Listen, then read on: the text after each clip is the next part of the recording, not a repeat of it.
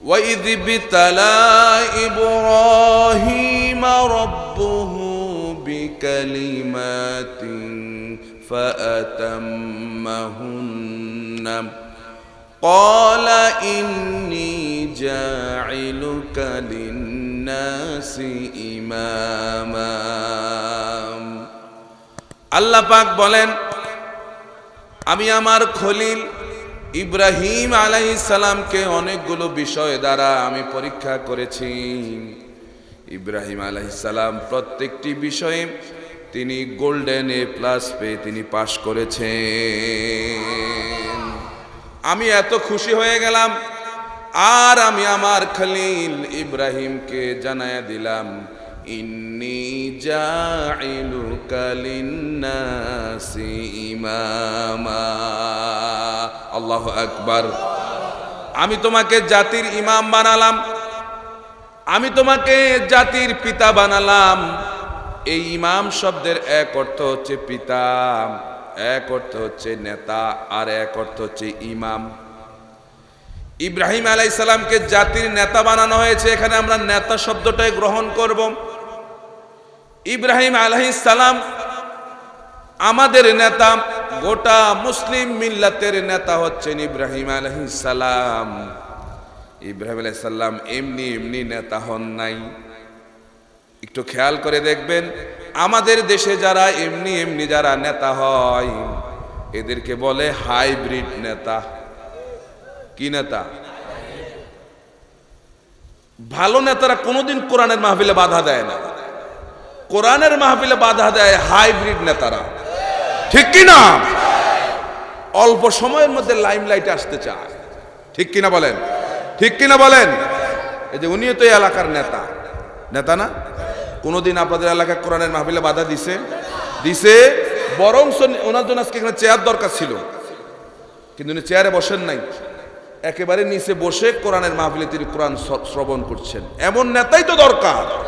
ঠিক কিনা?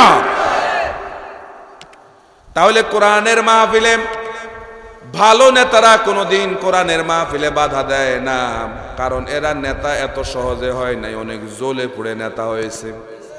ইব্রাহিম আলাইহিস সালামও এমনি এমনি নেতা হন নাই। মুফাসসিরিনে কেরাম বলেন, এক দুইটা নয়, কমপক্ষে 21টা পর্যন্ত পরীক্ষা দিয়েছেন ইব্রাহিম আলাইহিস সালাম। 21টা পরীক্ষা দিয়ে উত্তীর্ণ হওয়ার পরে আল্লাহ রব্বুল আলামিন তাকে নেতা বানিয়েছেন। এখন আমাদের নেতারা কয়টা পরীক্ষা দিচ্ছে? কথা বলেন, দিছেনি? অনেক সময় দেখা যায় নেতারা মিছিলের সামনে থাকে, চলো চলো এগিয়ে চলো, যখন বেজার লেগে যায় নেতারা আস্তে করে পিছনে সরে যায়, কর্মীদেরকে সামনে দেয়া দেয়।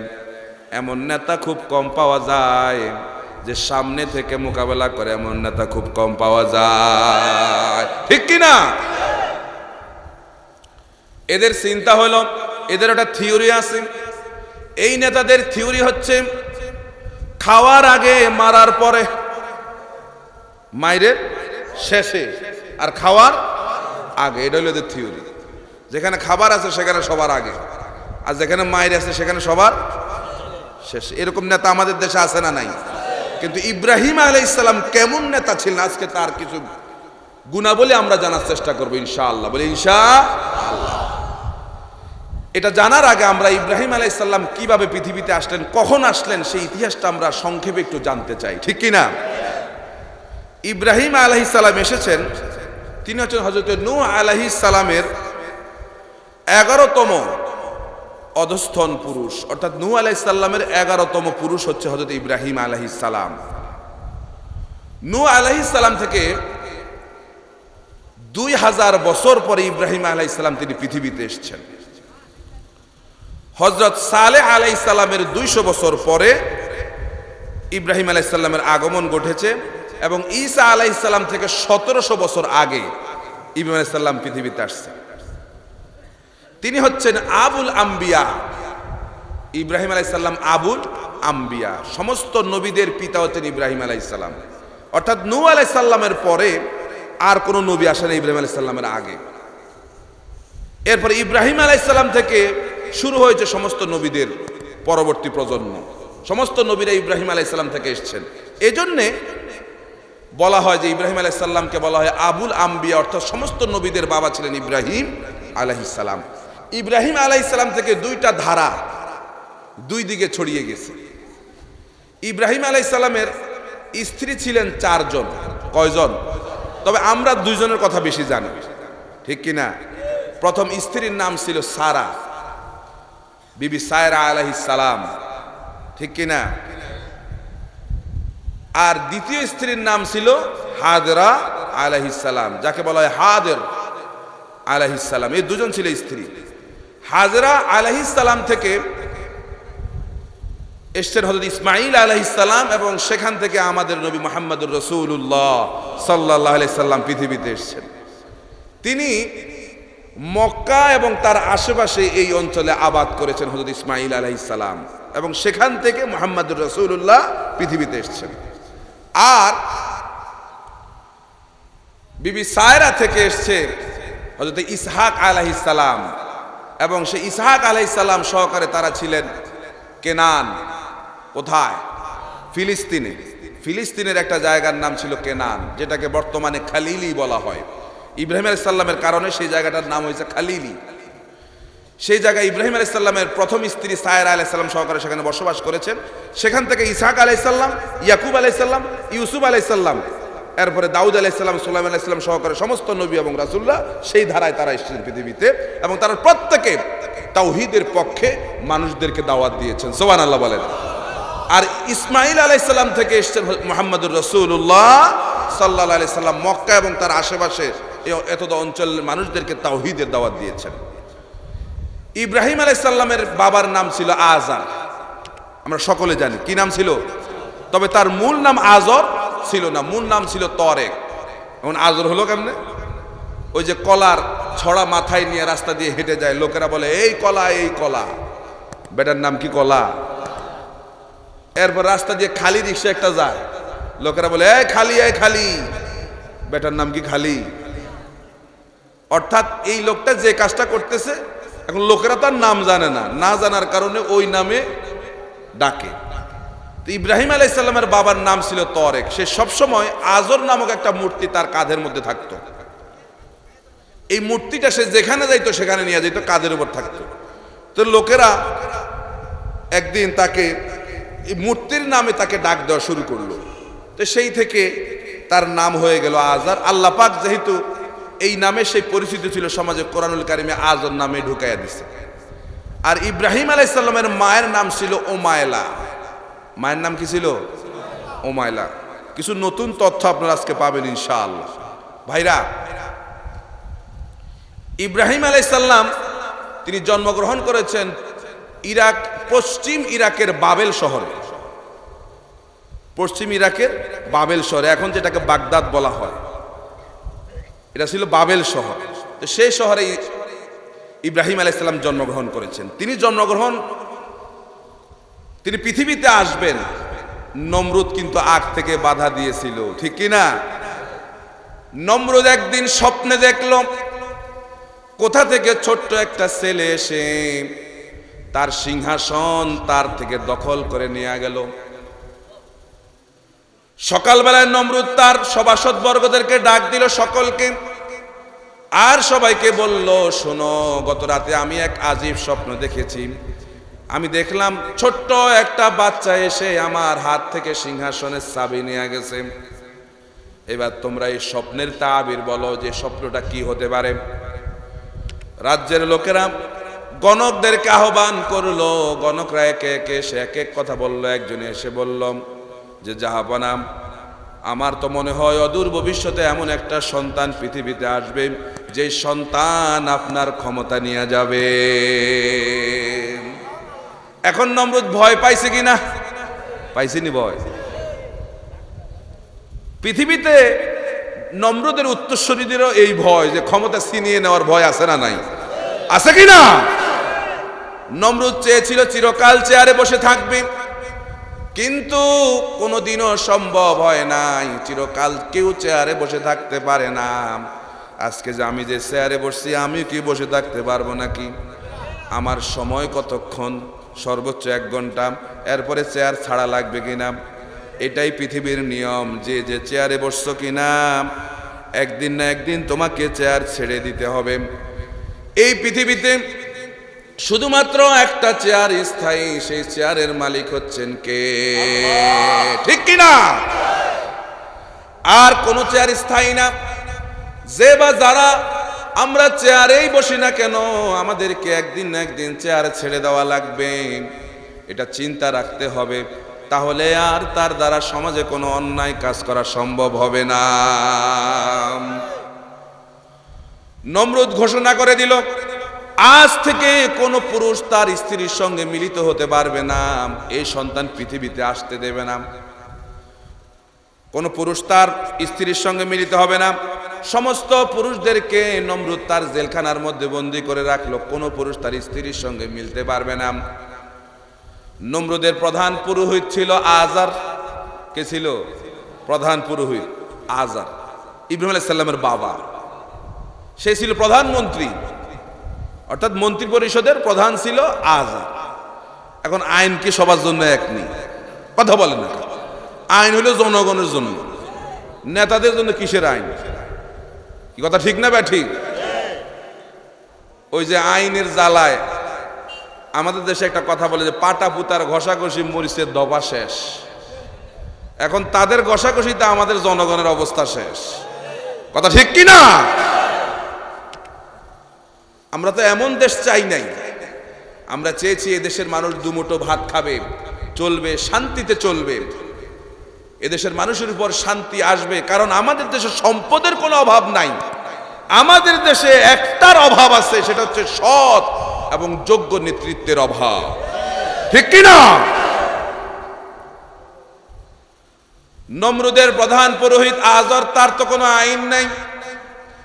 সকল পুরুষদেরকে জেলের মধ্যে বন্দী করে রেখে নমরুদ রাতের বেলায় চলে গেল স্ত্রীর কাছে। এগুলো সব কার নির্দেশনা? আল্লাহ রব্বুল আলামিনের নির্দেশনা। সন্তান পেটের মধ্যে চলে এসেছে। ইব্রাহিম আলাইহিস সালাম পেটে চলে আসলেন। 3 মাস যখন হয়ে গেল, আল্লাহ রব্বুল আলামিনের কুদরতি নির্দেশে ইব্রাহিম আলাইহিস সালামের আম্মা উমাইলা তিনি চলে গেলেন পাশের পাহাড়ের গর্তের মধ্যে ঢুকে গেলেন। যেহেতু নমরুদ যদি জানতে পারে প্রধানমন্ত্রীর অর্থাৎ প্রধান পুরোহিতের ঘরেই আসতেছে, ইব্রাহিম যদি এটা জানতে পারে তাহলে রাখবে কিনা বলেন? চলে গেলেন পাহাড়ের গর্তে। মাস যখন পূর্ণ হয়ে গেল, 9 মাস যখন পূর্ণ হয়ে গেল, ইব্রাহিম আলাইহিস সালাম দুনিয়াতে চলে আসলেন। এমনকি এক এক করে 3 বছর পর্যন্ত ইব্রাহিম আলাইহিস সালাম সে গর্তের মধ্যে ছিলেন। এরপরে তিনি বড় হয়ে গেলেন। বড় হয়ে যখন পরিবারের মধ্যে চলে আসলেন, নেতার ছেলে, এই জন্য নমরুদও কিছু বলে না। আস্তে আস্তে ইব্রাহিম আলাইহিস সালাম বড় হচ্ছেন আর জাতিকে দাওয়াত দিচ্ছেন। সুবহানাল্লাহ বলেন। দাওয়াত দেওয়া শুরু করে দিলেন জাতিকে। ইব্রাহিম আলাইহিস সালাম তিনি যেই জাতির কাছে এসেছেন, রব্বুল আলামিন তাকে যেই জাতির কাছে পাঠিয়েছে, এটাকে ইংরেজিতে বলে ক্যালিডিও জাতি, আরবিতে বলে কেলদানি জাতি। তাদের কাছে ইব্রাহিম আলাইহিস সালামকে আল্লাহ পাক পাঠিয়েছেন। সেই সময়ে একজন একচ্ছত্র সম্রাট, সবচেয়ে নিকৃষ্ট এক সম্রাট ছিল। সেই সম্রাটের নাম ছিল নমরুদ। সে ছিল অত্যন্ত অহংকারী এবং উদ্ধত ছিল। তো সেই নমরুদ সেই সময়ে সেখানকার ছিল বাদশাহ, সম্রাট ছিল। ইব্রাহিম আলাইহিস সালাম এক এক করে তার জাতিকে তিনি দাওয়াত দিতে শুরু করলেন। 40 বছর বয়সেই আল্লাহ পাক ইব্রাহিম আলাইহিস সালামকে নবুয়তের দায়িত্ব দিয়ে দিলেন। শুধুমাত্র 2-1 নবী ছাড়া পৃথিবীতে যত নবী এবং রাসূলরা এসেছেন সকলকে আল্লাহ পাক 40 বছর বয়সে নবুয়তি দিয়েছেন। সুবহানাল্লাহ বলেন। 40 বছর বয়সে ইব্রাহিম আলাইহিস সালাম নবুয়তে পেয়ে গেলেন। যখন নবুয়তের দায়িত্ব পেলেন, এবার তিনি দাওয়াত দেওয়া শুরু করলেন। 1 নম্বরে তিনি তার জাতিকে দাওয়াত দিলেন। তিনি তার জাতিকে বললেন, ওয়া ইব্রাহিম ইয ক্বালা লিকাওমিহি ইবুদুল্লাহা ওয়াত্তাকুহু যালিকুম খায়রুল লাকুম ইন কুনতুম তা'লামুন। আল্লাহু আকবার। ইব্রাহিম আলাইহিস সালাম তার সম্প্রদায়কে বলল, উবুদুল্লাহ, তোমরা আল্লাহর গোলামি করো, ওয়াত্তাকুহু, এবং তাকে ভয় করো, যালিকুম খায়রুল লাকুম ইন কুনতুম তা'লামুন, এটাই তোমাদের জন্য অধিকতর কল্যাণকর যদি তোমরা বুঝতে পারো। ইন্নামা তা'বুদুনা মিন দুনিল্লাহি আওসানা ওয়া তাখলুকুনা ইফকা, যে তোমরা যাদের ইবাদত করছো, আল্লাহকে বাদ দিয়ে তোমরা যে সমস্ত মূর্তিগুলোর পূজা করছো, মূর্তিগুলোর ইবাদত করছো, এগুলো এবং এদেরকে তোমরা মিথ্যা উদ্ভাবন করছো, এগুলো থেকে মিথ্যা উদ্ভাবন করছো, পূজা করছো এগুলোর। ইন্নাল্লাযীনা তা'বুদুনা মিন দুনিল্লাহি লা ইয়ামলিকুনা লাকুম রিজকা, আল্লাহ পাক বলেন, নিশ্চয়ই যারা আল্লাহকে বাদ দিয়া অন্য কারো গোলামি যারা করে, সেই সমস্ত মূর্তিগুলো তাদের কিন্তু রিজকের মালিক হতে পারে না। ঠিক কিনা? লা ইয়ামলিকুনা লাকুম রিজকা, তারা কি তোমাদের রিজকের মালিক? ইব্রাহিম আলাইহিস সালাম তাদেরকে বলতেছে যে যাদের পূজা তোমরা করছো তারা কি তোমাকে রিজিক দেয়? ভাইরা, আমাদের হিন্দু ভাইরা যাদের পূজা করে, এরা কি তাদেরকে রিজিক দেয়? এদের একটা অন্ধবিশ্বাস আছে, এরা মনে করে যে এগুলো আমাদেরকে রিজিক দেয় না। তবে হ্যাঁ, এরা মনে করে এই মূর্তিগুলো আমাদেরকে আল্লাহর কাছে পৌঁছে দেয়, এটা এরা মনে করে। কিন্তু আল্লাহর কাছে পৌঁছতে মুসলমানদের কোনো ওয়াসিতা লাগে, কোনো মাধ্যমের প্রয়োজন নাই। আমাদের হিন্দু ভাইরা এদেরকে আল্লাহ পাকের কাছে পৌঁছার মাধ্যম মনে করে, আর অনেক মুসলমানরা আছেন পীর সাহেবদেরকে আল্লাহর কাছে পৌঁছার মাধ্যম মনে করে। ঠিক কিনা? তবে হ্যাঁ, আল্লাহর কাছে পৌঁছতে মুসলমানদের কোনো ওয়াসিতা, কোনো মাধ্যমের প্রয়োজন। আজ যখন গভীর হয়ে যায়, রব্বুল আলামিন প্রথম আসমানে এসে ডাক দিয়া বলেন, আলামিন মুস্তাগফিরিন ফাআগফির লাহু, আলামিন মুস্তারজিকিন ফাআরজুক লাহু, এমন কি কেউ আসো নাকি আমার কাছে ক্ষমা চাও, আমি আল্লাহ রব্বুল আলামিন তোমাদেরকে ক্ষমা করে দেব? এমন কি কেউ আসো নাকি আমার কাছে রিজিক চাও, আমি তোমাদেরকে রিজিক দিয়ে দেব? প্রিয় ভাইরা আমার, রব্বুল আলামিন তার বান্দার কথা শুনেন এবং বুঝেন, আর আল্লাহ পাক তার বান্দার ডাকে সাড়া দিয়ে দেন। সুতরাং আল্লাহকে ডাকতে কোনো মাধ্যমের প্রয়োজন। প্রিয় ভাইরা আমার, ইব্রাহিম আলাইহিস সালাম প্রথম দাওয়াত দিলেন তার জাতিকে, এরপরে তিনি দাওয়াত দিলেন তার পিতা আজরকে দাওয়াত দিলেন 2 নম্বরে। আল্লাহ পাক বলেন, ওয়াজকুর ফিল কিতাবি ইব্রাহিম ইন্নাহু কানা সিদ্দিকান নাবিয়্যা। আল্লাহ পাক বলেন, আল্লাহর নবীকে লক্ষ্য করে রব্বুল আলামিন বলেন, তুমি এই কিতাবের ইব্রাহিমের কথা বর্ণনা করেছি, আমি এই কিতাবের মধ্যে ইব্রাহিম আলাইহিস সালামের কথা বর্ণনা করেছি, আর তিনি ছিলেন সত্যবাদী একজন নবী। সুবহানাল্লাহ। ইয ক্বালা লিআবিহি ইয়া আবাতি লিমা তা'বুদু মা লা ইয়াসমাউ ওয়া লা ইউবসিরু ওয়া লা ইউগনি আনকা শাইআ।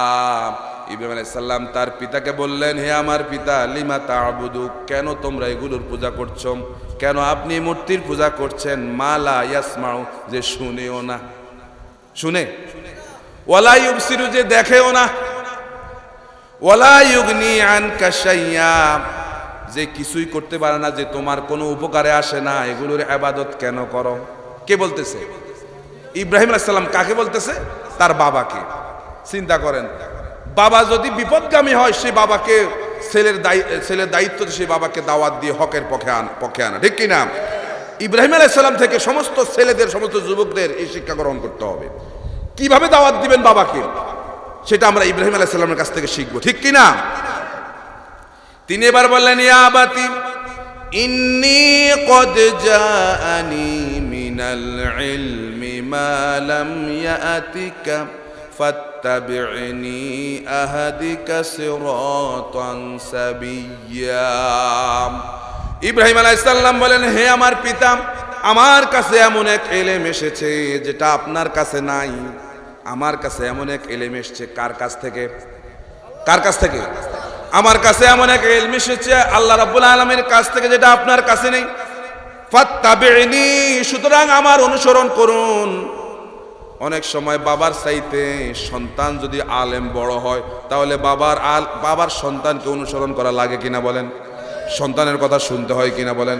সন্তানকে দেখলে মাঝে মধ্যে বাবারও দাঁড়ায় যাওয়া লাগে, ঠিক কিনা? যেমন ধরুন,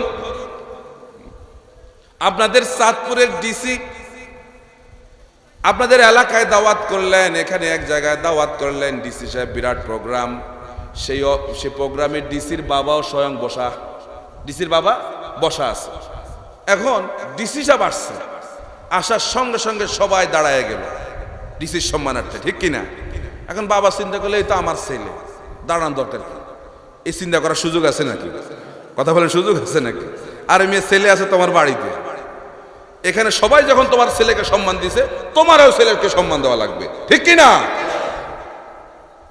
ইব্রাহিম আলাইহিস সালাম বললেন, বাবা, আমার কাছে এমন এক ইলম এসেছে যেটা আপনার কাছে নাই। ফাত্তাবি'নি, সুতরাং আমাকে অনুসরণ করুন, আমি আপনাকে সরল সঠিক পথে উঠাইয়া দেব। ইয়া আবাতি লা তা'বুদিশ শাইতান, খবরদার শয়তানের ইবাদত করো। ইন্নাশ শাইতানা কানা লির-রাহমানি আসিয়া, শয়তান রবের ব্যাপারে, রহমানের ব্যাপারে বড়ই অবাধ্য। শয়তান আল্লাহর ব্যাপারে কি? অবাধ্য। সুতরাং শয়তানের ইবাদত করা যাবে। প্রিয় ভাইরা আমার, 2 নম্বরে বাবাকে দাওয়াত দিলেন। এরপরে এবার বাবা এবং কওম সকলকে একত্রে ইব্রাহিম আলাইহিস সালাম দাওয়াত দিলেন। রব্বুল আলামিন কুরআনুল কারীমে সূরা আনামে বলেন, ওয়া ইদ ক্বালা ইব্রাহিমু লিআবিহি আযার আতাত্তাখিযু আসনামা আলিহাতান ইন্নী আরাকা ওয়া কওমাকা ফি দালালিম মুবিন।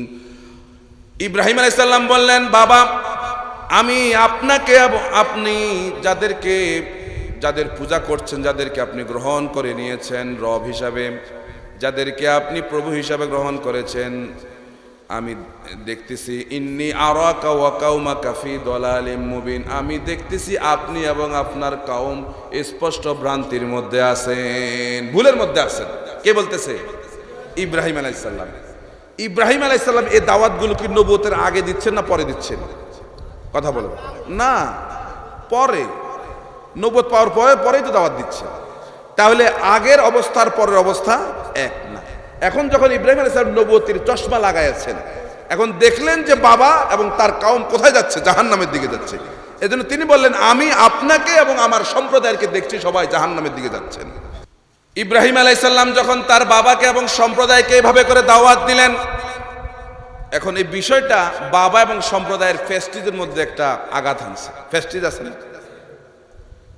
আল্লাহ রাব্বুল আলামিন বলেন, ওয়া ইযা কিলা লাহু তাকিল্লাহা আখাযাতুহুল ইজ্জা বিল ইসমি ফাহাসবুহু জাহান্নামু ওয়া লাবিসাল মিহাদ।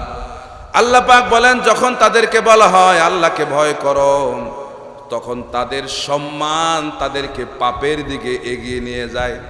যে আমার এত সম্মান, নমরুদ এবং তার গোষ্ঠীরা চিন্তা করছে যে আমাদের এত সম্মান, আমরা কেন আরেকজনের পূজা করবো? আমাদের নমরুদই তো আছে।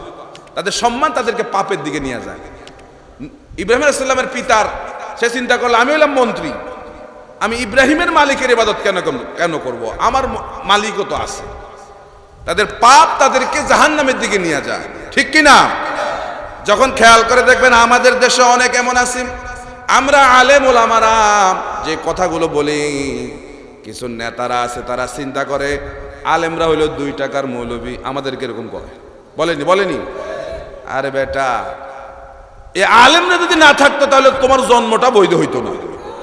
কথা ঠিক কিনা? দেখ না, মাঝে মধ্যে 2-1 জন বলে, কয় আমরা আলিফ বাতা শিখছি এমনি, আর তোমাদের আলেমদেরকে পিটাইয়া পিটাইয়া শিখালিয়েছে। তোমাদের চাইতে তো আমরা বড় মুসলমান, বলেনি? এখন এদেরকে আমরা বলি, যখন আমরা এদেরকে কোরআন এবং হাদিসের কথাগুলো বলি, এদের পাপ, এদের সম্মান, এরা চিন্তা করে আমার এত সম্মান, আমার এত মর্যাদা, এই সম্মান মর্যাদা এদেরকে পাপের দিকে নিয়ে যায়। ফাহাসবুহু জাহান্নাম, এদের জন্য জাহান্নামে যথেষ্ট। ঠিক কিনা? এই দাওয়াত যখন দেওয়া হলো, ইব্রাহিম আলাইহিস সালাম তার পিতাকে যখন দাওয়াত দিলেন, পুত্রের এমন দাওয়াতে পিতা আযার খেপে গেলেন। তিনি বলেন, ক্বালা আরাগিবুন আনতা আন আলিহাতি ইয়া ইব্রাহিম। ইব্রাহিম, তুমি কি আমাদের উপাস্য থেকে মুখ ফিরাইয়া নিচ্ছ? কাকে বলতেছে? সন্তান ইব্রাহিম আলাইহিস সালামকে বলতেছেন। কে? পিতা আযার। শুনতেছেন কথা? বুঝতেছেন? তুমি কি আমাদের উপাস্যগুলো থেকে মুখ ফিরিয়ে নিচ্ছ? এবার ধমক দিচ্ছে। প্রথম জিজ্ঞেস করছে তুমি কি মুখ ফিরিয়ে নিচ্ছ নাকি? এবার তিনি ধমক দিচ্ছেন, লাইল্লাম তানতাহি লাআরজুমান্নাকা ওয়াহজুরনি মালিয়া।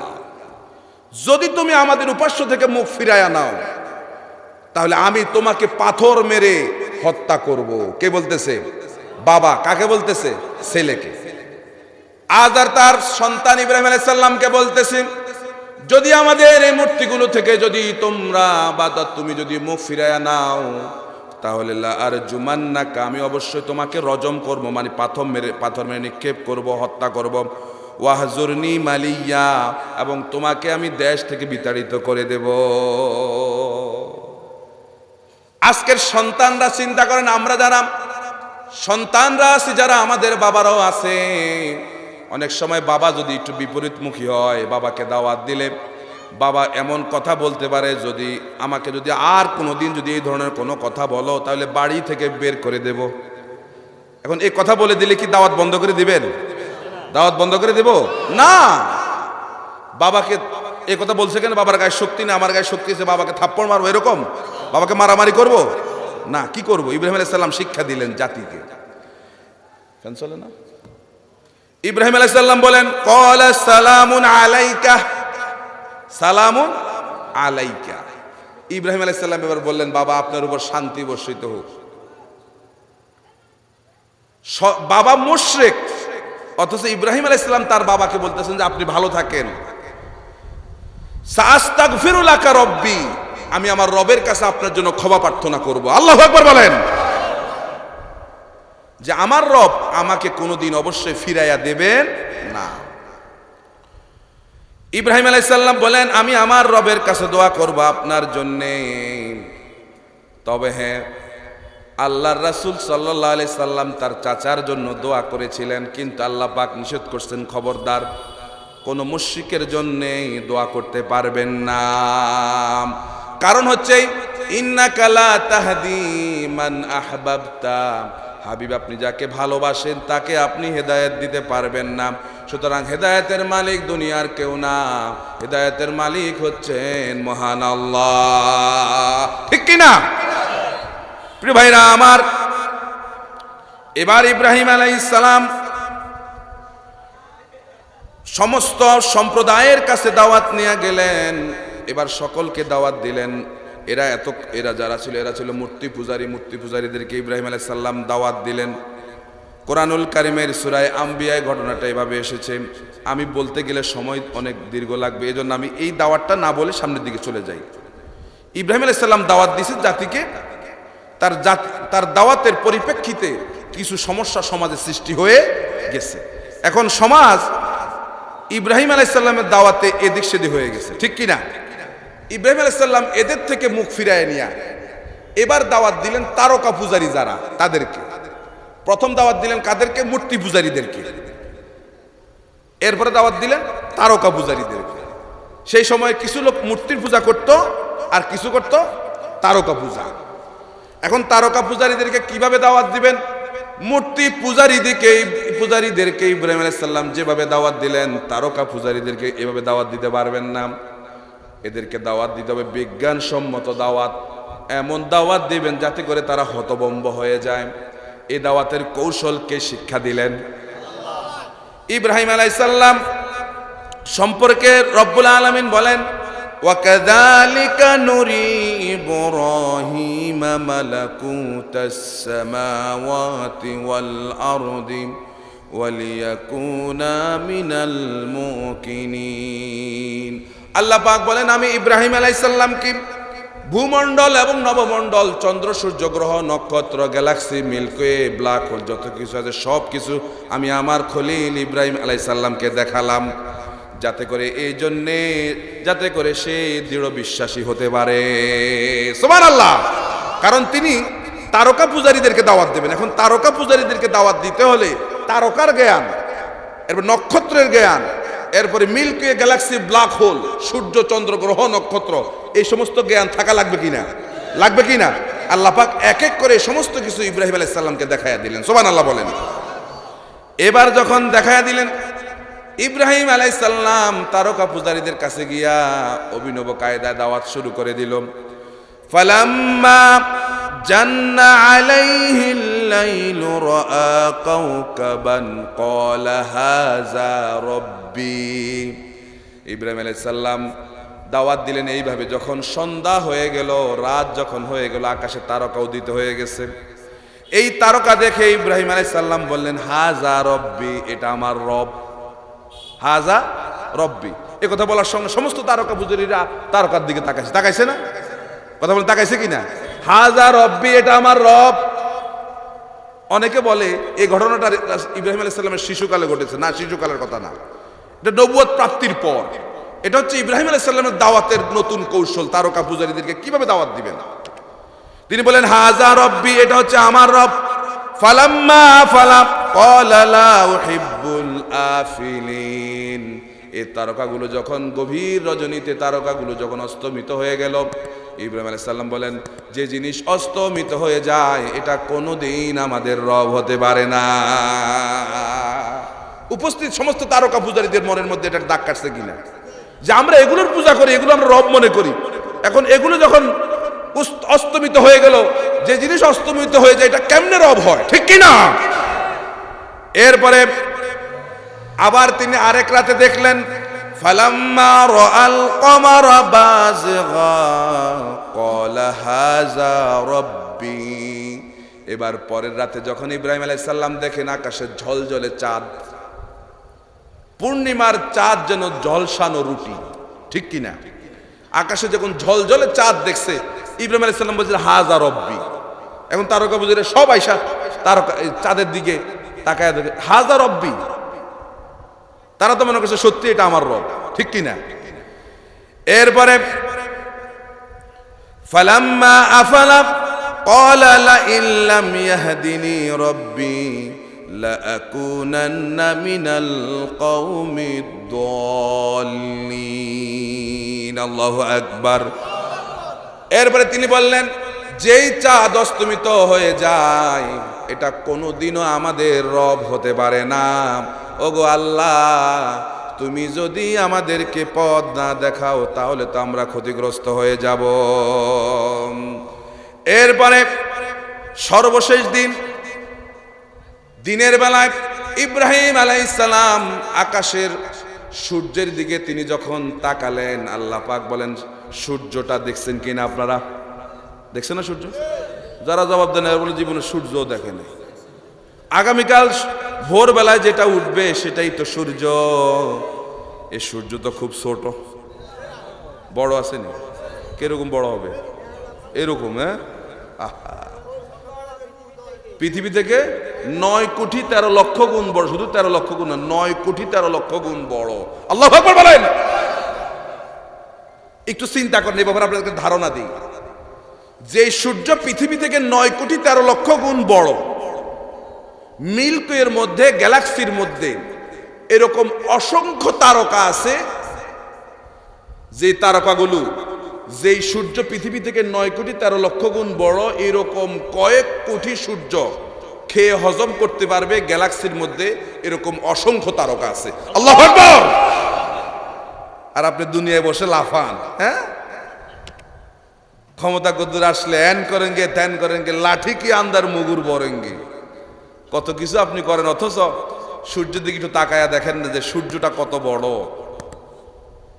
আবার খেয়াল করেন, যেই তারকাগুলো কয়েক কোটি সূর্য খেয়ে হজম করতে পারবে, এই তারকাগুলো যখন ঘুরতে ঘুরতে ঘুরতে ঘুরতে যখন ব্ল্যাক হোলের কাছে আসে, ব্ল্যাক হোল, সে ব্ল্যাক হোলের কথা আল্লাহ পাক কোরআনে বলেছেন, ফি মাওয়াকিন নুজুম, সমস্ত তারকাগুলো সেখানে গিয়ে অস্তমিত হয়ে যায়। অর্থাৎ বাচ্চারা যেভাবে চকলেট চষে, দেখছেন নি আপনারা? দেননি বাচ্চাদেরকে চকলেট? দেয় আন্দাজে, এই জীবনে একটাও দিছে দিল বাচ্চাদের চকলেট। বরং আমরা অনেক সময় বাচ্চাদেরকে প্রতারিত করি, কি বলি, আসো আসো নানু ভাই আসো আসো আসো, হাতের মধ্যে চকলেট চকলেট, আসো আসো, আসলে বলবো নাই, এরকম করেনি, বলে কি না? ভাইরা, বাচ্চাদেরকে কোনোদিন ধোকা দিবেন না, কারণ আপনি ছোটবেলা থেকে যদি তাকে ধোকা শিখান, এই বড় হলে ধোকাবাজ হবে। কথা বলেন না কেন? এই বাচ্চারা যেরকম চকলেট চষে, এই বিরাট বিরাট তারকাগুলো যখন ব্ল্যাক হোলের সামনে আসে, এমনি করে এই তারকাগুলোকে ব্ল্যাক হোল নিজের মধ্যে নিয়ে চষা শুরু করে দেয়। আল্লাহু আকবার। পরের দিন ইব্রাহিম আলাইহিস সালাম যখন সূর্য দেখলেন, ফালাম্মা রাআশ শামসা বাযিগাতান ক্বালা হাযা রাব্বি হাযা আকবার। ইব্রাহিম আলাইহিস সালাম যখন পরের দিন সূর্য দেখলেন, বলেন হাযা রব্বি, এটাই আমার রব, হাযা আকবার, এটাই বড় রব, এটাই। এখন তারকা পূজারী সবাই তাকায় আছে, এটাই বড় রব।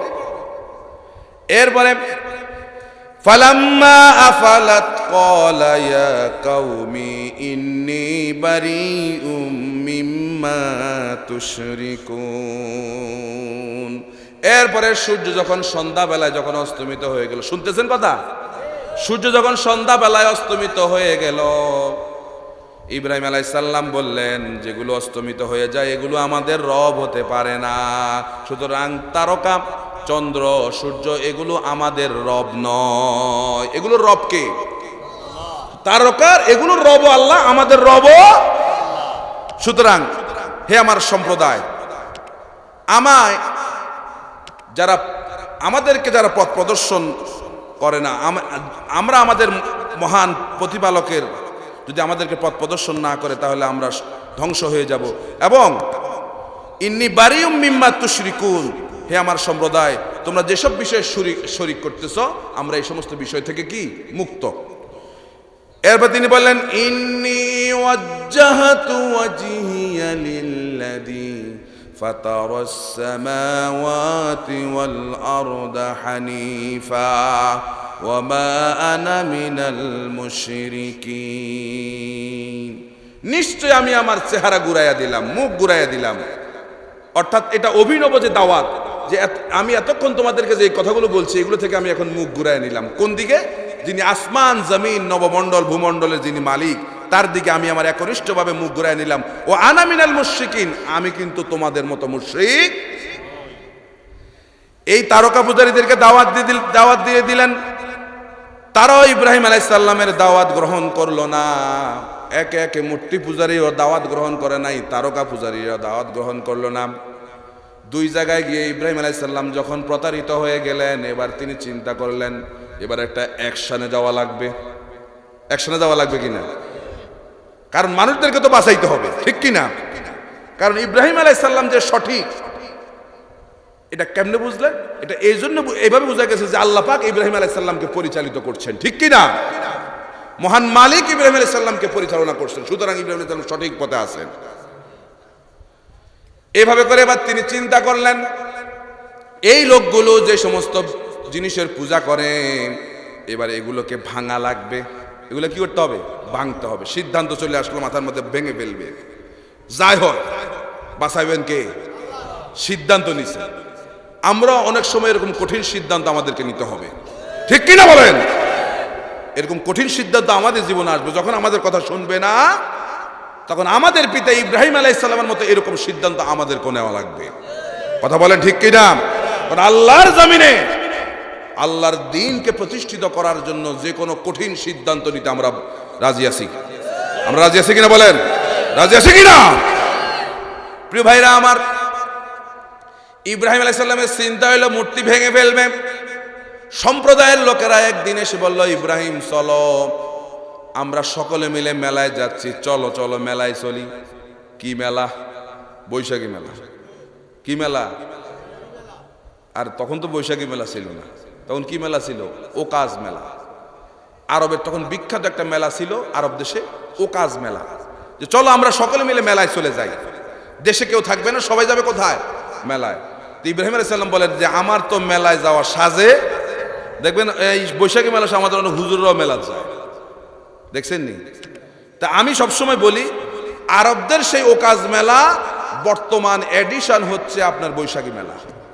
সেই ওকাজ মেলার বৈশাখী মেলার মধ্যে কোনো পার্থক্য, যেখানে মূর্তি নিয়ে মিছিল করা হয়, দেখছেন না আপনারা? ইব্রাহিম আলাইহিস সালামকে বললেন চলো আমরা মেলায় যাই।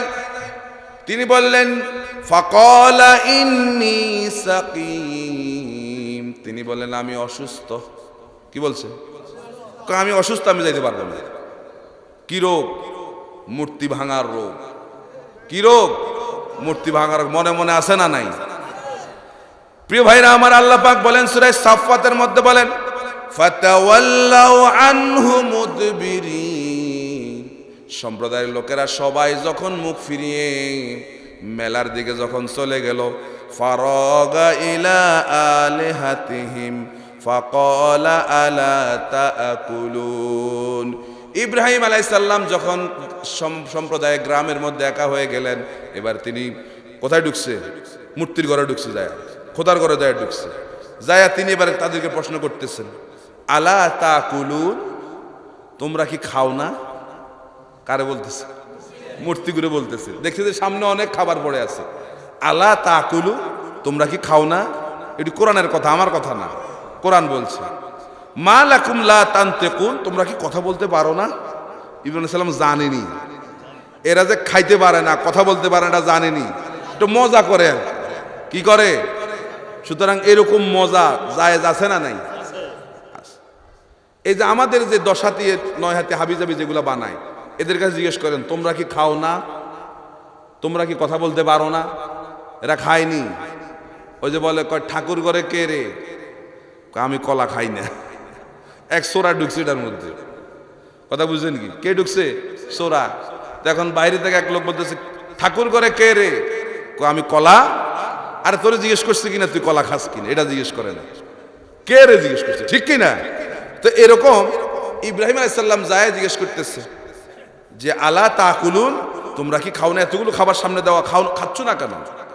মা লাকুম লা তানতিকুন, তোমরা কি কথা বলতে পারো না? এবার যখন এই দুইটা প্রশ্ন করলো, একটাও কোনো কথাও বলে না, খায়ও না। ফারাগা আলাইহিম দরবাম বিল ইয়ামিন, আল্লাহু আকবার। এবার ইব্রাহিম আলাইহিস সালামের জিদ উঠছে কিনা বলেন? যেহেতু খায়ও না, কথাও বলে না, যাওয়ার সময় সঙ্গে করে কুড়াল একটা নিয়ে গেছে, নিয়ে এবার ভাঙা শুরু করছে। ভাঙতে ভাঙতে চিন্তা করলো সবগুলোরে ভাঙা যাবে না, একটা রাখছে। কোনটা রাখছে? বড়টা, বড় মূর্তিটাকে রেখে দিছে। এবার যখন সম্প্রদায় গ্রামে ফিরে আসলো, শুনতেছেন কথা? গ্রামে যখন ফিরে আসলো, ফিরে এসেই প্রথমে যখন খোদার ঘরে যায় দেখলো সব বেটকে গেছে। কি অবস্থা? সব একেবারে শীত হয়ে রয়েছে। আর যেগুলোর পূজা করি এগুলো সব যদি শীত হয়ে যায় তাহলে আমাদের অবস্থা কি? এবার তারা খোঁজ খবর নিয়ে দেখলো যে এই গ্রামে ওই যে মৌলবাদী ইব্রাহিম ছাড়া আর কেউ আসিল না। কি কথা ঠিক কি না? কারণ বাংলে মূর্তি বাংলে সেই বাংছে, কারণ আমাদের মূর্তিগুলো দিয়ে সেই নানান সমালোচনা করছে, বাংলে সেই বাংছে। এবার এলাকায় হুজুর যা আছে সব ধরো, কথা বলে না, আমগার খায়া দেয়া কামনে আমরা মূর্তি বাংতি। কি বলে এরকম করে না আমাদের দেশে মাঝে মধ্যে? বাঙে তারা আর দোষ হয় আমগো। কি এরকম আছে না নাই? ধরাও খাইছে বলে, কথা বলে না কেন? ভাইরা, ভাঙামাগির কারবারে আমরা নাই। আমরা জাতিকে সতর্ক করতে চাই। আল্লাহ রাসূল আল্লাহ পাক বলেছেন যে ইন্নামা আনতা মুযাক্কিরুন লাস্তা আলাইহিম বিমুসাইতির। হাবিব, আপনাকে উপদেশক করে পৃথিবীতে পাঠাইছি, পিটায়া মানুষ হেদায়েতের দরকার নাই। সুতরাং এই জাতিকে পিটায়া হেদায়েতের আমাদের কোনো দরকার নাই, জাতিকে বোঝানোর দায়িত্ব আমাদের, ঠিক কিনা বলেন? তারা ইব্রাহিম আলাইহিস সালামের বলল তাকে ধরে আনো। ইব্রাহিম আলাইহিস সালামকে সামনে আনা হলো। আর আনার পরে এবার জিজ্ঞেস করতেছে আনতা ফাআলতা হাযা, এই যে কাজগুলা কে করছে, তুমি করছো? কারে জিজ্ঞেস করে? ইব্রাহিম আলাইহিস সালামকে জিজ্ঞেস করে আনতা ফাআলতা হাযা বিআলিহাতিনা ইয়া ইব্রাহিম, আমাদের মূর্তিগুলোর এই দৈন্যদশা কে করছে, তুমি করছো? কারে প্রশ্ন করে? ইব্রাহিম আলাইহিস সালাম। ইব্রাহিম আলাইহিস সালাম এবার বলে না না আমি না, বাল ফাআলাহু কাবীরুহুম, আমারে কেন জিজ্ঞেস করো, ওই যে বড় মূর্তি আছে এটারে জিজ্ঞেস করো। বাল ফাআলাহু কাবীরুহুম, বরং বড়টা করছে, আমি করি নাই। কে করছে? বড়টা করছে।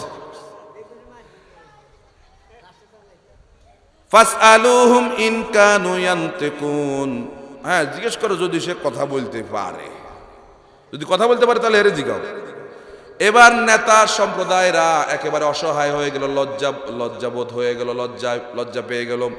এবার তারা বলল কদ আলিমতা মা হাউলাই ইয়ানতিকুন, ইব্রাহিম কেন লজ্জা দিচ্ছ আমাদেরকে, তোমরা তো জানো, তুমি তো জানো আমাদের মূর্তিগুলো কথা বলতে পারে।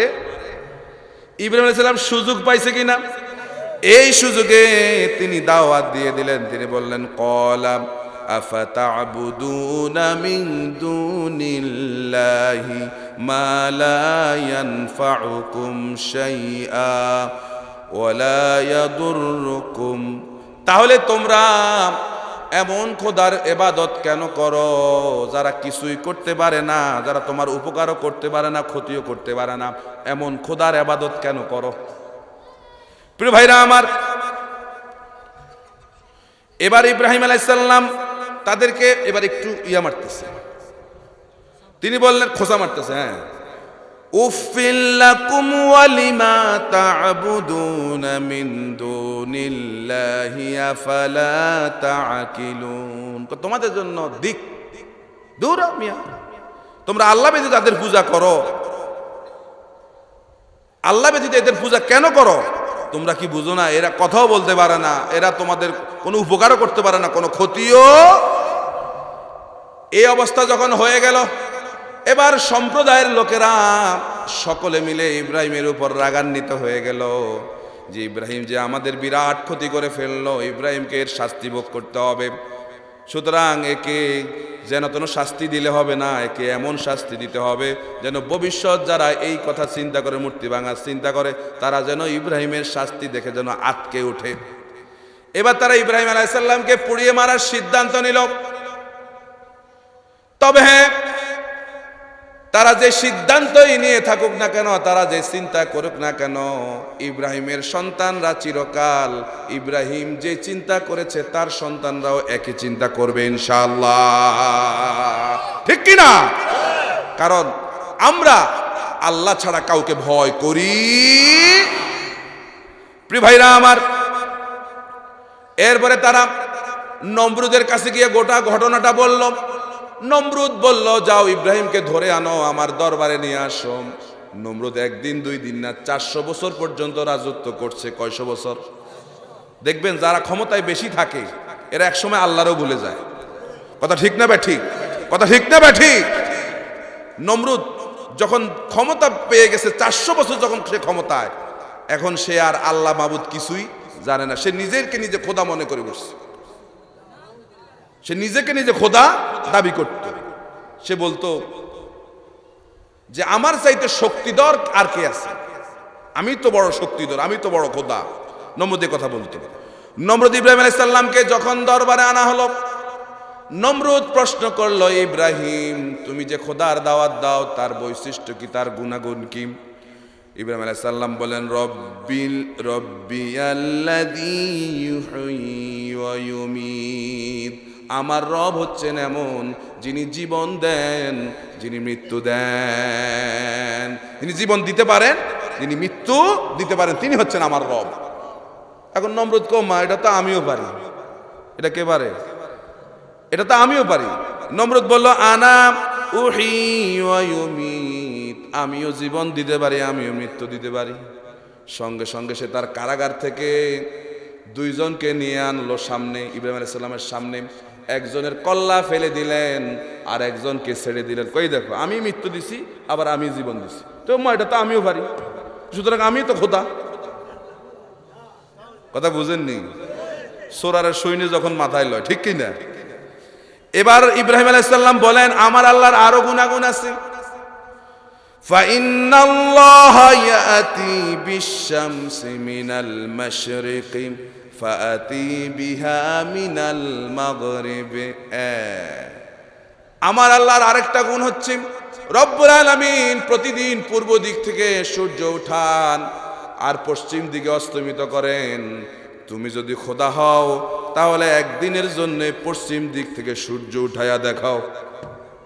ধরা খাইছেনি নেতা, খাইছেনি, এটা পারবনি।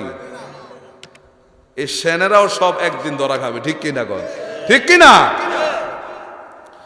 এবার কোরআন বলছে ফাবুহিতাল্লাযী কাফারা, দরবারের সমস্ত কাফেররা হতভম্ব হয়ে গেল। কি বলছে ইব্রাহিম? এখন নেতাও শরম পাইছে। সকলের সামনে যখন বলছে যে তুমি যে খোদা দাবি করো, একদিনের জন্য সূর্যটা পশ্চিম দিক থেকে উঠাইয়া দেখাও, এখন নেতা শরম পাইছেনি। দেখবেন অনেক সময় নেতারা বাজারে লজ্জা পাইলে বাড়িতে গিয়ে বউ পিটায়। এর মাসে না না বাজারে ভালো না, আমার লগে ভালো, আমি দুর্বল মানুষের না, আমার লগে। শুধু নেতারা না, স্বামীরও এরকম করে। অনেক স্বামীরা বাজারে মারামারি করে, পারে না, বাড়িতে গিয়ে বউ পিটায়। এখন নমরুদ যখন ইব্রাহিম আলাইহিস সালামের সঙ্গে যখন পেরে উঠলো না, এবার সে তার প্রধান পুরোহিত আজরকে বলল যে তুমি তোমার ছেলের জন্য অগ্নিকুণ্ড বানাবে এবং তাকে আগুনের মধ্যে নিক্ষেপ করবা। ইব্রাহিম আলাইহিস সালামের জন্য অগ্নিকুণ্ড নির্মাণ হয়ে গেল। নমরুদ বলল হাররিকুহু ওয়ানসুরু আলিহাতাকুম ইন কুনতুম ফাইলিন। হাররিকুহু, তাকে আগুনের মধ্যে জ্বালিয়ে দাও এবং তোমাদের উপাস্যদেরকে সাহায্য করো যদি তোমরা তোমাদের উপাস্যদের কিছু করতে চাও। কারণ সে তোমার উপাস্যদেরকে কি করছে? সব ভাঙা চুরমার করে দিচ্ছে, ঠিক কিনা? প্রিয় ভাইরা আমার, এরপরে ইব্রাহিম আলাইহিস সালামের জন্য অগ্নিকুণ্ড নির্মাণ হয়ে গেল। ইব্রাহিম আলাইহিস সালামকে আগুনের মধ্যে ফেলে দিবেন।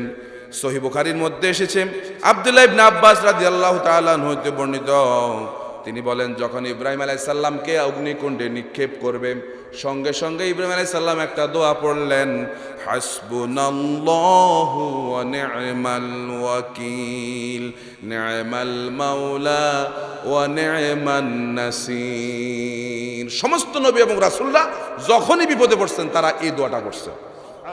এখন আমরা যদি কোনো সময় বিপদে পড়ি, এটা পড়বো না? এটা আমাদের শিক্ষা, ঠিক কিনা? কি পড়বো? হাসবুনাল্লাহু নি'মাল ওয়াকিল নি'মাল মাওলা ওয়া নি'মান নাসির। আমার জন্য যথেষ্ট কে? কারণ আল্লাহই পারে আমাদেরকে সমস্ত বিপদ আপদ থেকে হেফাজত করতে, ঠিক কিনা? প্রিয় ভাইরা আমার, ইব্রাহিম আলাইহিস সালামকে আগুনের মধ্যে ফেলে দিবে। পরীক্ষা শুরু হয়ে গেল আল্লাহর পক্ষ থেকে। জিবরাইল আমিন এসে বলল, ওগো আল্লাহর খলিল ইব্রাহিম, আপনি আমার কাছে সাহায্য চান, এই অগ্নিকুণ্ড থেকে আমি আপনাকে বাঁচাইয়া দেই। ইব্রাহিম আলাইহিস সালাম বলেন, আমি কেন তোমার কাছে সাহায্য চাইব? আমি তো এমন কোন অন্ধ আল্লাহর গোলামি করি না। আমার আল্লাহ, আমি আগুনে পুড়ে গেলে আমার আল্লাহ যদি চেয়ে চেয়ে দেখেন, তাহলে এমন কোন অন্ধ আল্লাহর গোলামি কিন্তু আমি করি না।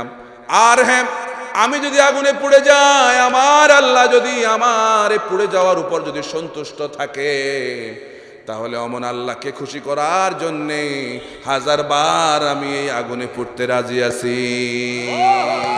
আল্লাহু আকবার। এক নম্বর পরীক্ষা শুরু হয়ে গেল, অগ্নিকুণ্ডের পরীক্ষা, আগুনের পরীক্ষা। এজন্য বলি, নেতা হওয়া এত সহজ না। নেতা হতে হলে আপনাকে আগুনে জ্বলতে হবে, ঠিক কিনা? আজকে সাধারণ কর্মীরা একটু সালাম না দিলে নেতা কর্মীদেরকে হত্যা পর্যন্ত করে। আমাদের দেশের ঘটনা, এর মাঝে না নাই আছে কিনা? ওই যে গত কয়েকদিন আগে পত্রিকায় দেখলাম, নেতারে সালাম দেয় নাই। কি দেয় নাই? শুধু সালাম দেয় নাই, কর্মী খুন হয়ে গেছে। এটা আমাদের দেশের ঘটনা। ভাইরা, যারা নেতা হবেন, যারা ভবিষ্যতে নেতা হতে চান, নেতা হইতে হলে মন ছোট হওয়া যাবে না, মন হইতে হবে বিরাট। সমাজের সবাই আপনাকে পছন্দ করবে না, ঠিক কিনা? কিন্তু আপনাকে সকলকে পছন্দ করতে হবে। কথা ঠিক কিনা? কথা ঠিক কিনা? আপনার ভালোবাসা দিয়া সকলের মন আপনাকে জয় করতে হবে। একদিন না একদিন সবাই আপনাকে পছন্দ করবেই। কথা ঠিক কিনা বলেন? এজন্য নেতা হইতে হবে এরকম, মন বড় থাকা লাগবে। ইদফা বিল্লাতি হিয়া আহসান, মন্দের জবাব মন্দ দিয়ে দিতে পারবেন না, মন্দের জবাব আপনাকে দিতে হবে উত্তম ভাষায়, উত্তম ব্যবহারের মাধ্যমে দিতে হবে। ঠিক কিনা? প্রিয় ভাইরা আমার, ইব্রাহিম আলাইহিস সালাম বলেন, আমার আল্লাহ যদি খুশি থাকে তাহলে অমন আল্লাহকে খুশি করবার জন্য 1000 বার আমি এই আগুনের মধ্যে পড়তে রাজি আছি।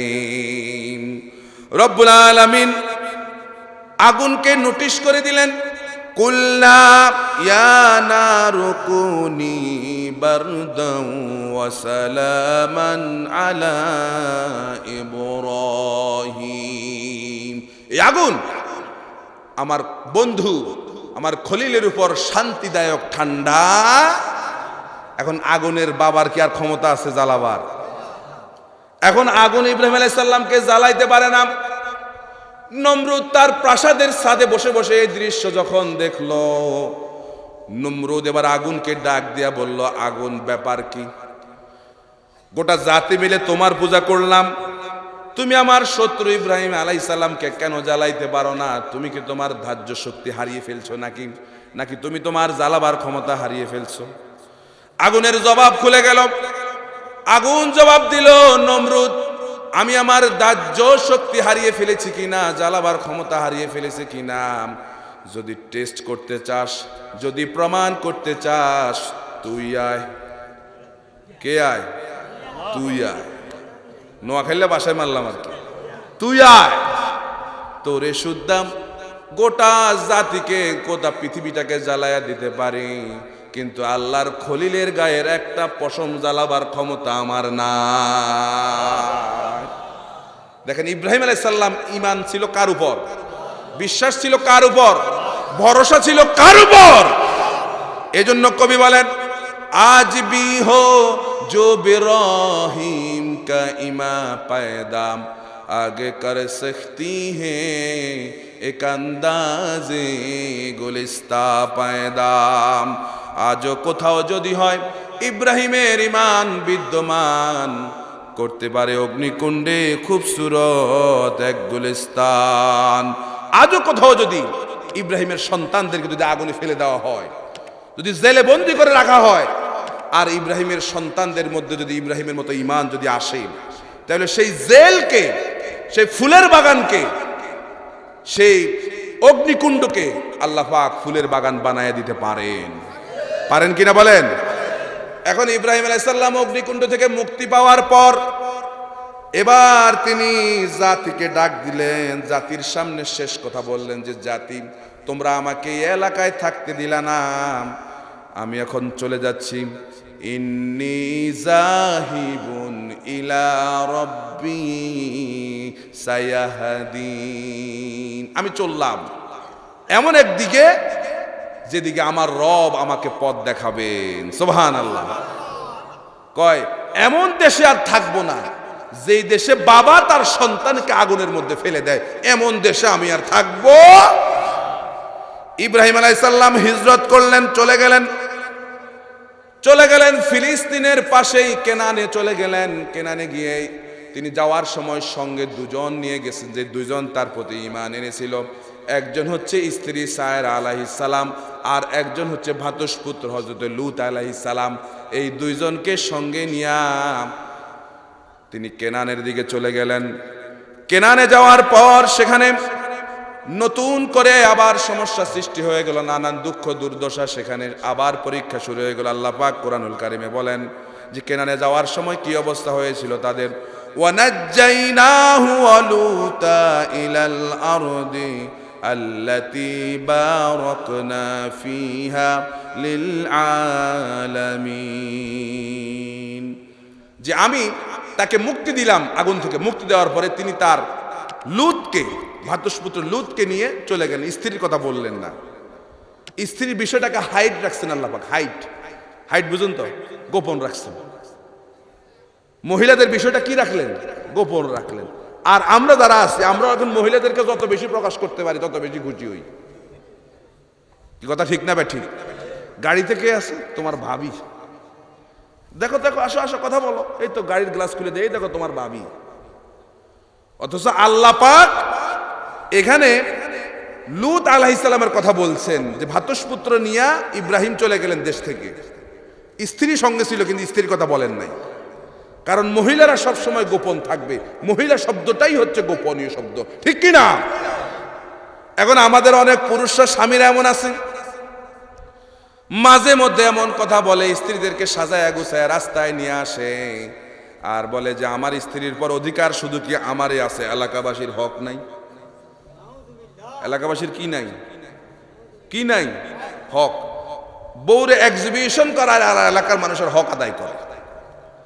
অনেক বেহায়া পুরুষ আছে আবার এমন, স্ত্রীকে বিয়ে করার পরে বিভিন্ন জায়গায় নিয়ে যায়, বেড়াইতে নিয়ে যায়, আর ফেসবুকের মধ্যে স্ত্রীর সুন্দর সুন্দর ছবিগুলো ফেসবুকের মধ্যে দেয়। এরকম বেহায়া পুরুষ আমাদের এই সমাজে আছে নাকি নাই? আমি এগুলোর বেহায়া বলি। আরে মিয়া, তুমি বিয়ে করছো টাকা পয়সা খরচ করে, আর স্বর্ণগয়না যা দিছো তুমি দিছো নাকি এলাকার মানুষ দিছে? কে দিছে? তুমি নিজে দিছো। তুমি একা দেখবে, এলাকার মানুষ দেখবে কেন? কথা ঠিক কি না? আল্লাহ পাক এখানে সায়রা আলাইহিস সালামের বিষয়টাকে গোপন রাখলেন। সেখানে চলে গেলেন কেনানে। সেই মুহূর্তে ইব্রাহিম আলাইহিস সালামের বয়স হয়ে গেল ৮০ থেকে ৮৫ বছর, আর বিবি সায়রার বয়স তখন ছিল ৭০ থেকে ৭৫ বছর। সেখান থেকে ইব্রাহিম আলাইহিস সালাম পরে দুর্ভিক্ষ যখন লেগে গেল কেনানে, ইব্রাহিম আলাইহিস সালাম সায়রা আলাইহিস সালামকে নিয়ে তিনি চলে গেলেন মিশরে। মিশরে চলে যাওয়ার পরে সেখানে এক বিরাট ঘটনা ঘটে গেল। আপনারা অনেকেই জানেন, যারা ইতিহাস জানেন, মিশরে সেই সময়ে যারা প্রধানমন্ত্রী যারা থাকতো তাদেরকে ফেরাউন বলতো। কি বলতো? ফেরাউন।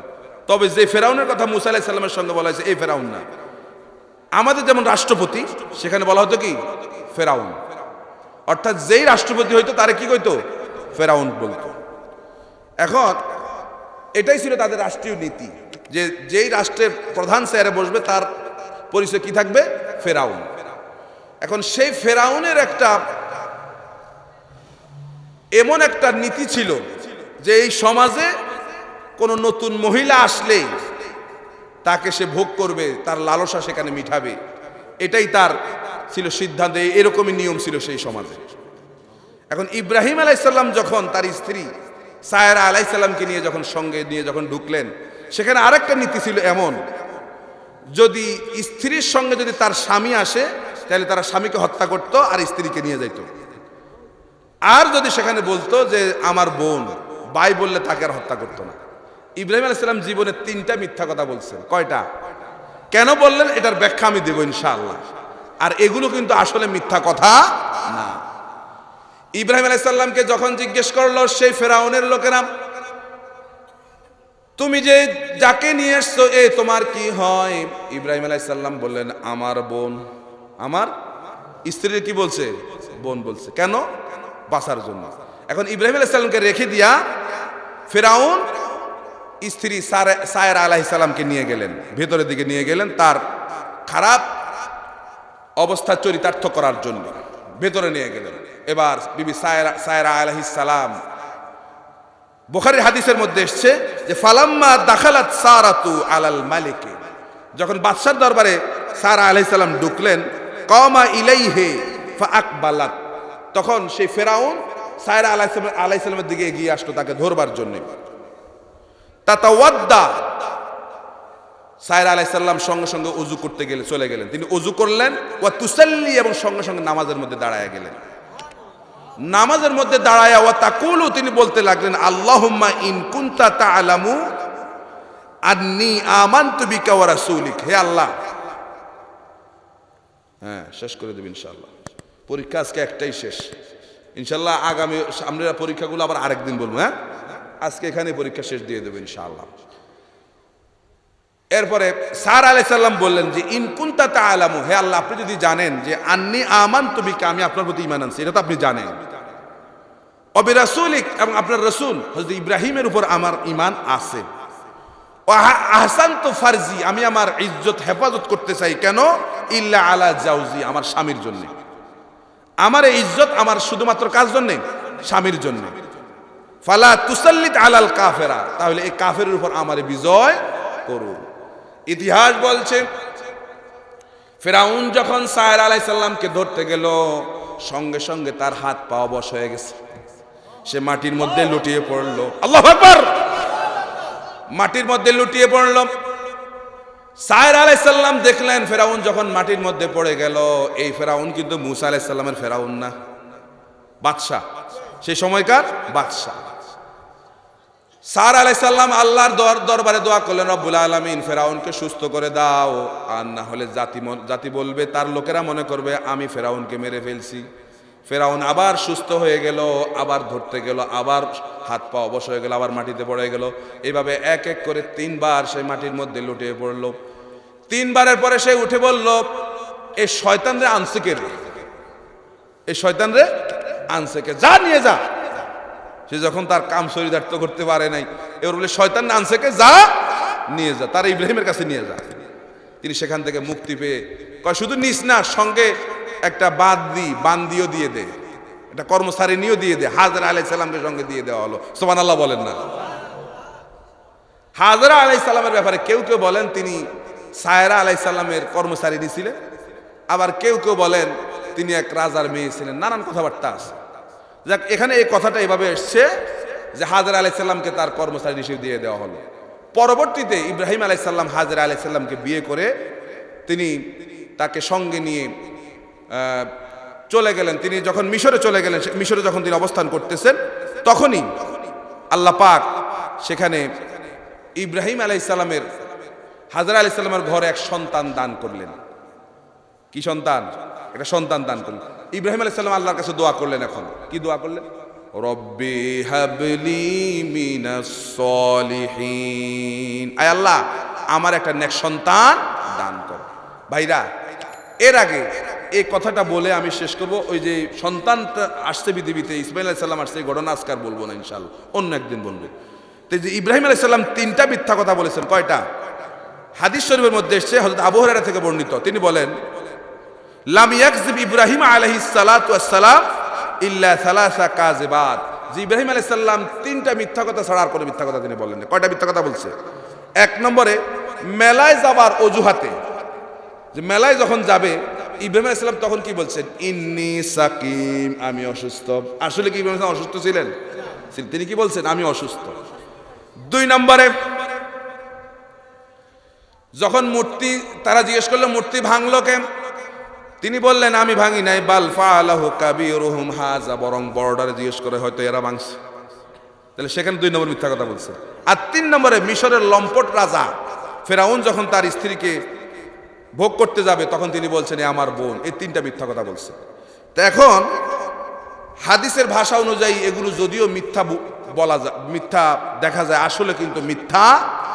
এগুলিতে আরবিতে বলে তাওরিয়া। কি বলে? তাওরিয়া। অর্থাৎ এগুলো হচ্ছে দ্ব্যর্থবোধক শব্দ, পরিভাষা, যেগুলো শ্রোতারা বুঝে একটা, কিন্তু বক্তার মনে আরেকটা। শ্রোতারা বুঝে একটা, বক্তার মনে আরেকটা। যেমন রাসূল করিম সাল্লাল্লাহু আলাইহি সাল্লাম তার স্ত্রী আয়েশা সিদ্দিকা রাদিয়াল্লাহু তাআলা আনহা, তার ঘরে একবার তার বৃদ্ধা খালা এসেছিল আয়েশার ঘরে। এখন আল্লাহর নবী বলেন কোন বৃদ্ধা জান্নাতে যাবে না, কোন বৃদ্ধা জান্নাতে যাবে না। খালারে দেখে বলতেছে, এই কথা বলার সঙ্গে সঙ্গে খালা মাটির মধ্যে লুটিয়ে পড়ে গেছে। আহারে, আমি যদি জান্নাতে না যাই তাহলে কি হবে? আল্লাহর নবী বললেন, আপনি যখন জান্নাতে যাবেন এই অবস্থা থাকবে না, আল্লাহ পাক আপনাকে একেবারে যৌবন দিয়া জান্নাতে পৌঁছায়া দেবেন। তাহলে বক্তার মনে একটা, শ্রোতা বুঝছে আরেকটা। হচ্ছে আল্লাহর নবীকে হিজরতের রাতে আবু বকর সিদ্দিক রাদিয়াল্লাহু তাআলা আনহু যখন সঙ্গে নিয়ে চলে যাচ্ছেন, প্রতিমধ্যে একজন প্রশ্ন করল, তোমার সঙ্গে যে লোকটি ইনি কে? আবু বকর বললেন, হাজার রাজুলু ইয়াহদিনি তরিক, ইনি আমাদেরকে পথ দেখান। লোকটি মনে করেছে ইনি সাধারণ কোনো প্রতীক হবে, হয়তো পথ দেখানোওয়ালা হয়তো। অথচ আবু বকরের মনে এটা ছিল না। আবু বকর বলছে, শ্রোতা বুঝছে একটা, আবু বকর বলেছে আর একটা, ইয়াহদিনী ইলা তরিকিল জান্নাহ, যে ইনি হচ্ছেন এমন যিনি আমাদেরকে জান্নাতের পথ দেখান। সুবহানাল্লাহ বলেন। তাহলে তাওরিয়া বোঝা গেছে কিনা যে ইব্রাহিম আলাইহিস সালাম যে তিনটা মিথ্যা কথা আমরা যেটা মনে করি যে মিথ্যা কথা, আসলে মিথ্যা কথা নয়, বরং এগুলো তার মনে ছিল একটা, শ্রোতারা বুঝেছে আরবি ভাষা, আরবি গ্রামারে, আরবি সাহিত্যে এরকম অসংখ্য শব্দ আছে। প্রিয় ভাইরা, আল্লাহ পাক ইব্রাহিম আলাইহিস সালামকে অনেকগুলো পরীক্ষা দিয়েছেন। এক নম্বরে মূর্তি পূজারীদের সঙ্গে তর্কের পরীক্ষা, এরপরে পিতার পক্ষ থেকে বহিষ্কার প্রাপ্তির পরীক্ষা, এরপরে স্ত্রী ভাতিজাকে নিয়ে যখন দাওয়াতের অনুকূল পরিবেশ পান নাই তিনি দেশ থেকে চলে যাওয়ার পরীক্ষা, এরপরে তারকা পূজারীদের সঙ্গে যুক্তি তর্ক সেখানে পরীক্ষা, এরপরে মূর্তি ভাঙার অপরাধে সেখানে পরীক্ষা, এরপরে রাজ দরবারে পৌঁছে সেখানে সরাসরি ফেরাউনের সঙ্গে পরীক্ষা, এইভাবে করে অসংখ্য পরীক্ষা। এরপরে সন্তান কোরবানির পরীক্ষা তো সামনে আসে। আবার সন্তান যখন পৃথিবীতে আসলো, রব্বি হাবলি মিনাস সালিহিন, আল্লাহ বলছেন ফাবাশশারনা হবি গোলামিন হালিম, আমি তাকে এক সন্তান দিলাম, সন্তান পৃথিবীতে আসলো। এরপর ফালাম্মা বালাগা মাহুস সাইয়া ক্বালা কি ইয়া বুনাইয়া ইন্নী আরা ফিল মানামে আন্নী আযবাহু, এই যে জবের পরীক্ষা, এভাবে পরীক্ষা দিলেন। সন্তান পৃথিবীতে আসলো, মা এবং সন্তানকে মরুভূমির মধ্যে রেখে আসা, এটাও বিরাট পরীক্ষা। এভাবে করে ইব্রাহিম আলাইহিস সালাম জীবনের অসংখ্য পরীক্ষা দিয়া যখন ইব্রাহিম আলাইহিস সালাম উত্তীর্ণ হয়ে গেলেন, এবার আল্লাহ বলেন ইন্নী জাইলুকা লিন্নাসি ইমামা, ইব্রাহিম আমি আপনাকে জাতির নেতা বানায়া দিলাম। সুবহানাল্লাহ। প্রিয় ভাইরা, তাই আজকে ইব্রাহিম আলাইহিস সালাম আমাদের পিতা থেকে আমাদের শিক্ষা গ্রহণ করতে হবে, যে বা যারাই আমরা নেতা হতে চাই অবশ্যই আমাদেরকে পরীক্ষা দিয়ে নেতা হওয়া। পরীক্ষা ছাড়া কেউ নেতা হলে সেই নেতা আসলে নেতা না, এ হবে হাইব্রিড নেতা। কি নেতা? আমগো ভাষায় বললাম আর কি, হাইব্রিড নেতা। আল্লাহ পাক আমাদেরকে সৎ এবং যোগ্য নেতৃত্ব দেওয়ার তৌফিক দান করুক, বলে আমিন। আল্লাহ আমাদের শরীফ ভাইকে যেন এমন একজন খাঁটি নেতা হতে পারে, আল্লাহ যেন সেই তৌফিক দান করে, বলে আমিন।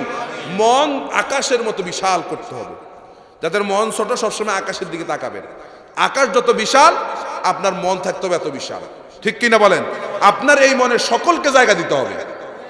কে কোন দল করে এটা আপনার দেখার বিষয় না, আপনাকে বুঝতে হবে একজন মুসলমান আমার বুকের মধ্যে জায়গা পাবে, যে মুসলমান আমার কলেজে জায়গা পাবে। আমার চাইতে, আমার দলের চাইতে আমার মুসলমান সবচেয়ে বড়, ঠিক কিনা বলেন? ঠিক কিনা? আমার দলের চাইতে আমার এই যে আমি যে মুসলমান, আমার মুসলমান ভাইরা আমার দলের চাইতে বড়। মুসলমান সে যে দলে করুক না কেন, ঠিক কিনা? প্রিয় ভাইরা, আল্লাহ পাক আমাদের সকলকে বুঝার তৌফিক দান করুক এবং আমাদেরকে সৎ এবং যোগ্য নেতৃত্ব সমাজে প্রতিষ্ঠিত করার সেই তৌফিক দান করুক, বলে আমিন। আকুলু কাওলি হাযা ওয়া আস্তাগফিরুল্লাহ লি ওয়া লাকুম ওয়া লিসাইরিল মুসলিমিনা মিন কুল্লি জামিন ফাস্তাগফিরুহু ইন্নাহু হুয়াত তাওয়াবুর রহিম।